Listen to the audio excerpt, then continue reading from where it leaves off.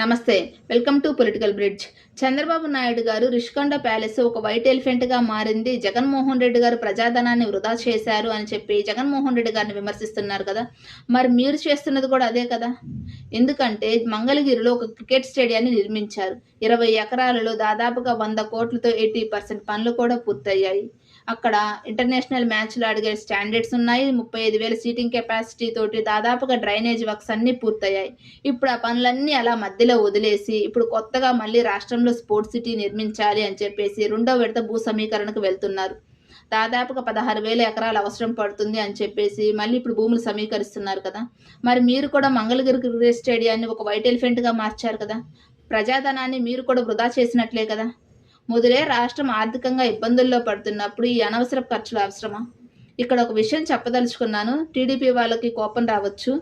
చంద్రబాబు నాయుడు గారు పదే పదే సంక్షోభంలో అవకాశాలు వెతుక్కోవాలి అంటారు కదా.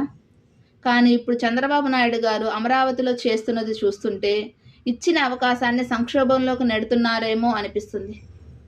మీరేమంటారు? కామెంట్ చేయండి. వీడియో నచ్చితే లైక్ చేయండి, షేర్ చేయండి, సబ్స్క్రైబ్ చేయండి.